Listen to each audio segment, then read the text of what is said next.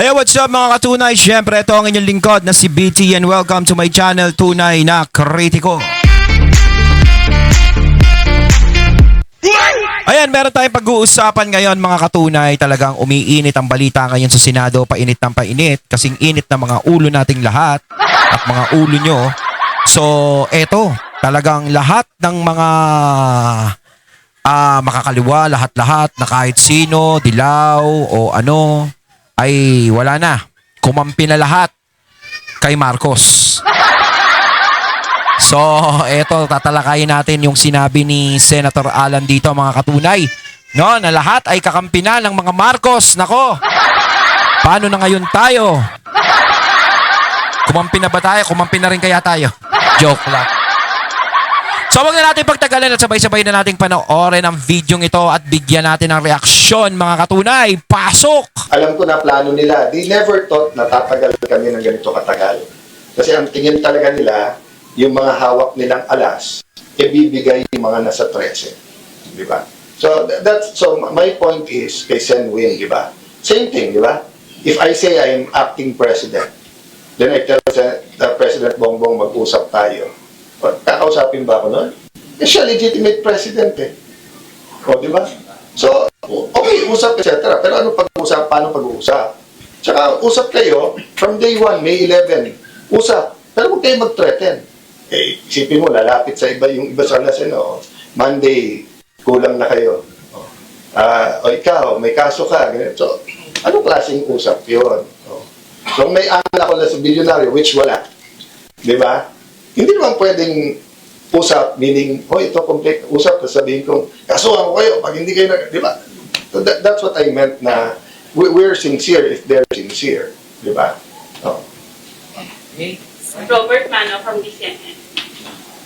Sir, good afternoon. Sir, paano ninyo nakikita na i-discharge yung function ninyo considering na yung counterpart ninyo, yung House of Reps, kinikilala si Senator Witt, ang Palas, kinikilala si Senator Witt.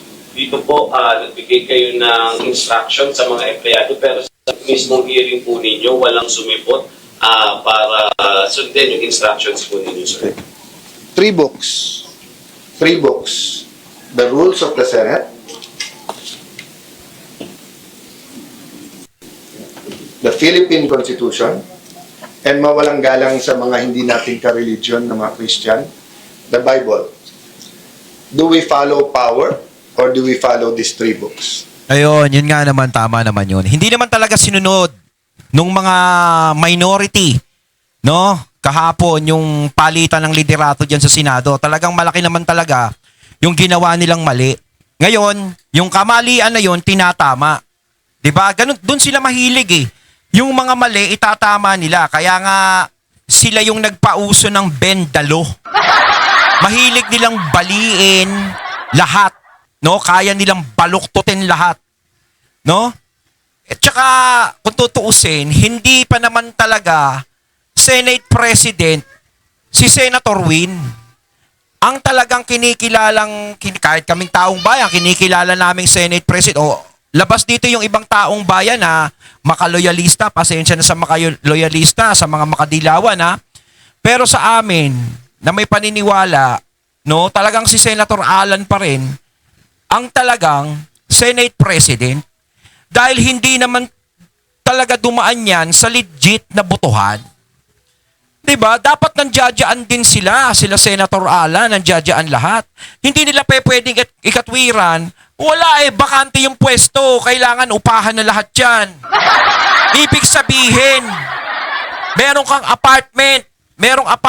Ikaw may-ari ng apartment. No? Tapos, may nakaupa sa'yo. Hindi pa tapos yung hindi pa tapos yung kontrata niya hindi pa tapos yung inuupa niya sa'yo. Diba? Kumbaga, kuwari, may 5 buwan pa bago siya umalis. Umalis siya. Siguro mga 1 linggo siyang nawala. Papaupahan mo ba agad yun? Samantalang may kontrata pa sa'yo, yung nakaupa sa'yo ng 5 buwan. Diba? Na hindi mo kukonsultahin o kakausapin yung nangungupahan sa'yo. Diba hindi? Diba parang ang kapal naman ng mukha mo kung papaupahan mo yun sa iba. Samantalang may kontrata ka pang 5 buwan. 'Di ba? May kontrata pa siya sa yung 5 buwan. Oh. Parang, ibibigay ko to kasi 1 linggong wala dito yung yung nangungupahan sa akin. O pera na lang ko isosoli mo yung bayad. 'Di ba? Hindi pwede, parang ganun yung nangyari. Hindi nila pwedeng sabihin, bakante yung pwesto, gusto na naming magtrabaho eh. Pinamumuka ng mga minority, no, ng mga minority na yan, na gusto nilang magtrabaho. Di ba? Pinamumuka nila sa mga Pilipino, kailangan naming magtrabaho. Gusto namin, pinapasweldo kami ng taong bayan, ganon. Tapos sila Alan Cayetano hindi pumapasok, pinapasweldo, hindi.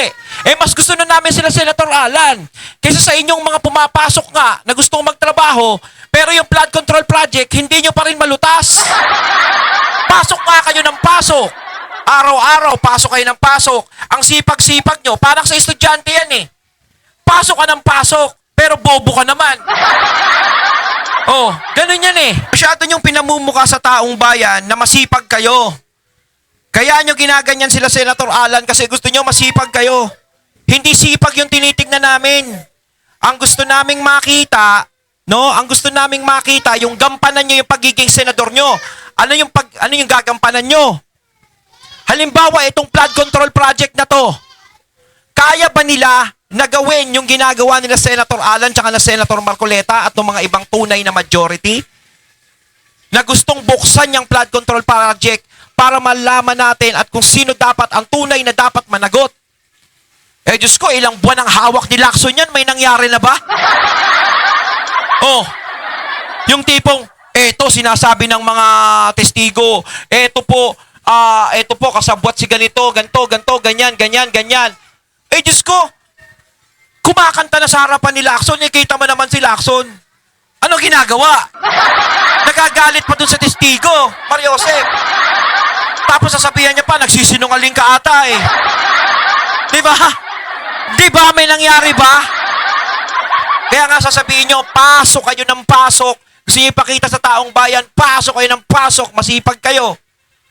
Diyos ko naman, ano tinatrabaho nyo?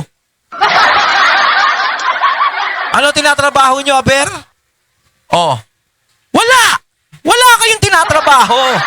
Etong mga to, hindi nga pumasok ng ilang araw, pero nakita naman natin yung talagang tinatrabaho nila is para sa taong bayan. Hindi katulad nyo, ano tinatrabaho nyo? Banggitin ko na ba? Pero pag binanggit ko, walang kasuhan. Hindi talaga, nakakainit ng ulo talaga. Parang dito, gusto nating ilabas talaga eh, di ba? Yung minority talaga, na talagang nananatili pa rin silang minority. Hindi talaga legal at dumaan sa proseso. Natural, kakampihan sila ng Malacanang. Kakampihan sila ng mga na sila na yung kikilalaning majority. Si Win Gatchalian na yung kikilalanin. Syempre, safe na eh. Hindi katulad dito, kala Senator Alan, hindi sila safe dyan. And yung pagsunod ng House of Representatives at saka ng Malacanang, obvious na play nila yon, di ba? So yung mga empleyado, give them time over the weekend pag-isipan, pero hindi madali sa kanila kasi livelihood nila at career nila at stake. At alam mo naman Pilipino, we have a notion of utang na loob. So kung nagpasok sa kanila ay si Senator Coco, Senator Drilon, etc., Speaking of Senator Coco, si Senator Coco, no? Alam natin, wala na sa Senado, pero alam natin, baka tumakbo si Senator Coco sa susunod. No? Dati siyang Senate President, di ba? Correct me if I'm wrong. Si Senator Coco is talagang nagsabi din na mali ang naging palitan kahapon. Hindi tama. Di ba? Hindi tama. Kita nyo si Coco Pimentel na rin nagsalita nun? Ang dami talagang nagsasabi na mali. Pero ang problema, yung mali, gusto nyong itama, ganun pa rin yung gustong-gusto nyo. Diyan kayo sanay eh. Kaya nga bendalo eh. Ito talaga sa Erwin Tulfo, ano pinapauso. Lumalabas sa... Actually, sabi nila pagka si Alan Cayetano hindi unifier, di ba? Hindi totoo yun, ha? Kita mo, lahat sila, Marcos na rin eh. Nagkaisa sila doon. Napagkaisa ko sila doon. Yung kaliwa, yung mga dilaw, yung mga pink, yung mga dating aktivista, yung mga dito, kampi-kampi na ngayon sila sa Malacanang. So napagkaisa ko sila. So hindi totoo na hindi ako unifier. Thank you.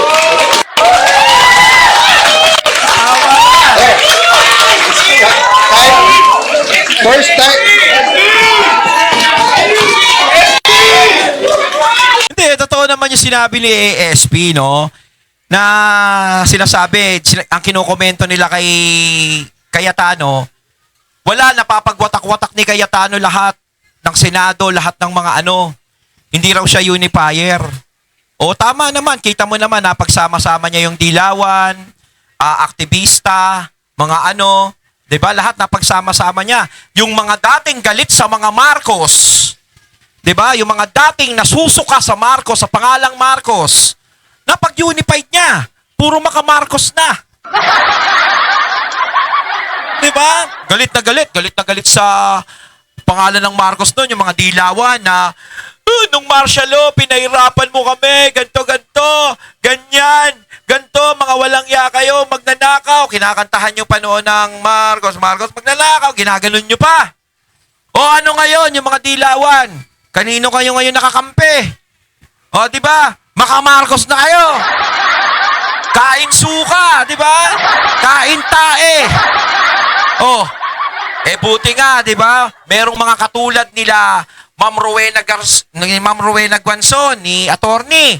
At merong katulad nila Congressman Erice, na alam naman nating dilawan o kakamping, pero hindi sila kumakain ng sarili nilang suka, pinaninindigan nila kung ano yung tama. Mantakin nyo, galit na galit dati yung mga dilawan sa mga Marcos, yung mga aktivista, galit na galit sa mga Marcos. Tapos ngayon, sinasabi nyo, pinapahirapan kayo ng mga ni Ferdinand Marcos Sr. noon. Bakit ngayon? Sa mga Duterte kayo nagagalit. Bakit Duterte ba yung nagdeklara ng martial law? Bakit Duterte ba yung sinasabi nyong nagnakaw ng kaba ng bayan noon? Di ba? Duterte ba yung mga nanakit sa inyo noon? Duterte ba yung nagpahirap sa inyo nung panahon ni Marcos? Tapos galit na galit kayo sa mga Duterte. Diyos ko naman. Tapos ngayon, yung mga dilawan is talagang agresibo, na pati sila Senator Alan, talagang binibira nila, di ba? Talagang parang wala nang dilawan. Mag-ano na kayo? Ano bang kulay ni Wala na talaga. Kinain nyo na yung mga sarili nyong suka. Hindi kayo nahiya sa mga pinaggagawa ninyo. Di ba? Pinakita nyo na wala kayong prinsipyo. Pinakita nyo na kapangyarihan lang ang gusto nyo. Kasi kung may prinsipyo kayo, alam nyo, kalaban nyo to eh. Halimbawa, yung administrasyon, yung namumuno ngayon, kalaban nyo yan eh. Di ba? Kahit anong mangyari, kalaban kita, pinahirapan mo kami. Di ba? Ngayon wala tropa. Yung tipong, kahit ganong kasakit ang ginawa sa'yo, wala yun, okay lang yun.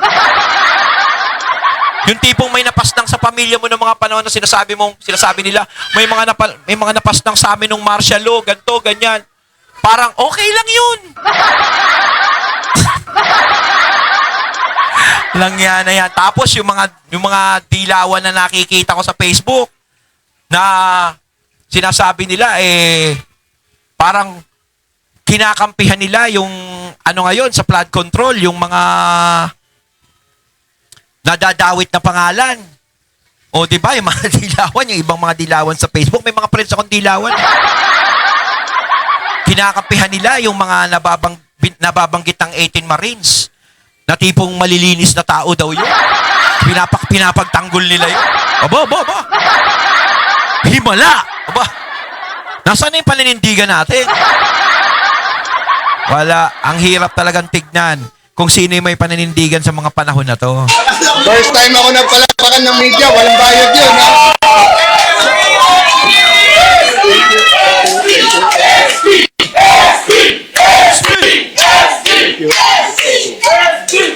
Guys, ang hiningi ko lang, don't give us any quarters, prayers for the country. Thank you, everyone. Thank you.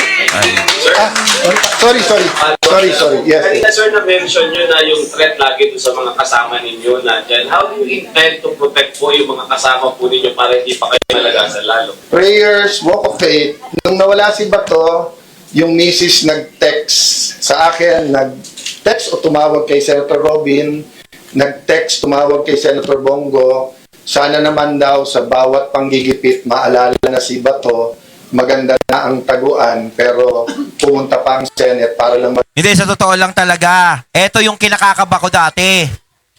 Di ba yung apostol? Apostol dati nung panahon ni Kristo. No? 13 yun. Pang 13 si Judas. Ha, di ba? Ilan yung majority? 13. Sabi sa inyo, malas talaga yung 13 eh. Meron talagang isang Judas na lilitaw dyan. Oh. So, di ba, lumabas talaga si Judas? Kulang na lang, may dalang pilak at lubid. Totoo talaga si Judas, mga katunay. At meron talagang Judas ngayong henerasyon na to talaga nagpakita. Judas. bagong direksyon. Nung nakulong si Jinggoy, yun din ang sinabi niya sa akin, akong kasama niya doon. Sabi niya, pare, dead meat na ako dito, baka mabulok na ako dito pag naghiwalay-hiwalay pa. Sabi mo sa grupo, hindi ako bumigay. I saw him talaga during the pinanindigan ni most Jinggoy crucial, talaga. time, di ba? So, nangyari yung nangyari kahapon, so we're still praying. But remember, tao din yung 11+1. Baka meron pa makonsensya sa kanila. Di ba? You know, the problem with corruption in the Philippines is that when you put every single person under the microscope, may makikita ka eh. Di ba? The best answer I heard was the former Secretary Angie Reyes. Sabi niya, alam mo, pag tinanong yung politiko, nagnakaw ka ba? Eh sabi niya, mag-uwi ka lang ng paperclip eh. Sa gobyerno, nagnakaw ka na eh. So it's a matter of degree eh. So that's why, di ba, once upon a time, sabi ko, baka gusto niyo resign all na lang, tapos bawal na tayo tumakbo para clean slate. Oo. Lahat sila ayaw. Ayaw. Kasi nagkaisa din sila, lang daw dapat mag-resign. Kaya unify people. Okay? Ayun, natating nato ngayon si Senator Alan, mga katunay, si Senate President Alan Peter Cayetano, ang tunay na Senate President. No? Hindi yan nagpapanggap. No? At ayan ang dapat kilalanin talaga. Dahil kung tutuusin, yan ang legal. Kaya mga katunay, na masasabi nyo tungkol dito? Comment lang po kayo sa comment box. So once again, I'm BT and I'm out. Peace.